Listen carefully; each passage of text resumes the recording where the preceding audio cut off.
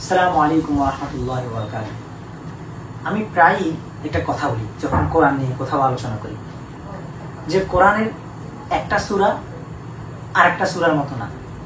যখন আমি কোনো সূরা নিয়ে কথা বলি তখন বলি যে এই সূরার মতো কোনো সূরা কোরআনের মধ্যে আর নেই, কারণ কোরআনের প্রত্যেকটা সূরার কিছু অনন্য বৈশিষ্ট্য আছে, প্রত্যেকটা সূরার কিছু স্বকীয় বৈশিষ্ট্য আছে, যে বৈশিষ্ট্যগুলো অন্য সূরায় পাওয়া যায় না।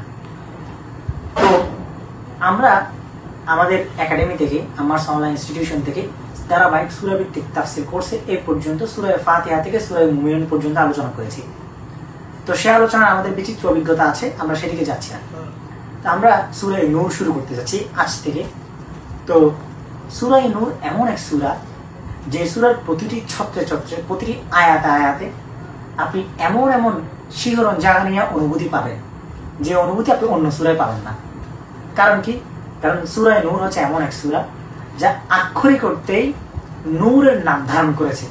এখানে আল্লাহ তাআলার নূরের কথা আছে, আল্লাহ তাআলার নূরের বিস্তারিত ব্যাখ্যা আছে, এবং আল্লাহ তাআলার নূরের এমন উদাহরণ দেওয়া আছে যে উদাহরণ কোনো বিশ্বখ্যাত বা শ্রেষ্ঠ কবির পক্ষেও দেওয়া সম্ভব না। একমাত্র এটা কালামে ইলাহি ছাড়া আর কোথাও পাওয়া যাবে না। দ্বিতীয়ত, সূরা নূরের মধ্যে আল্লাহ তাআলা আমাদেরকে সামাজিক আচার আচরণ শিখিয়েছেন। এমন সামাজিক আচরণ শিখিয়েছেন যে আপনি কারো ঘরে গেলে তার দরজা কিভাবে প্রবেশ করতে হবে সেই শিষ্টাচারটুকুও সূরা নূর আমাদেরকে শিক্ষা দিয়েছে। এভাবে আপনি আয়েশা রাদিয়াল্লাহু তাআলা আনহার ইফফতের সাক্ষী হয়েছে সূরা নূর, সেটাও আপনি সূরা নূরের মধ্যে পাবেন। হযরত ওমর রাদিয়াল্লাহু তাআলা আনহু পর্দার ব্যাপারে কঠোর ছিলেন, এবং তিনি পর্দার ব্যাপারে আল্লাহ তাআলার কাছ থেকে হুকুম প্রত্যাশা করছিলেন। সেই প্রত্যাশাটুকু আল্লাহ তাআলা সূরা নূরের মধ্যে পূরণ করেছেন।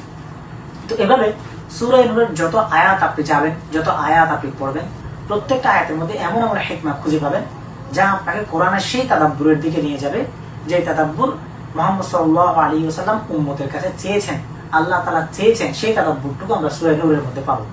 তো আমাদের এই ধারাবাহিক সূরা ভিত্তিক তাফসীর কোর্সটা আমরা যখন থেকে শুরু করেছি, আমরা এর ব্যাপক একটা সাড়া পেয়েছি। কারণ এই সূরার মাধ্যমে আমরা তাদাব্বুর শিখাই, এই সূরার মাধ্যমে আমরা সমকালীন চিন্তা শেয়ার করি। তো আজ থেকে সূরা নূর শুরু হতে যাচ্ছে। আমরা প্রত্যেকবারের মতো এই সূরাতে আমরা সেভাবে আলোচনা করবো যেগুলো আমরা বিগত সূরাতে আলোচনা করেছি।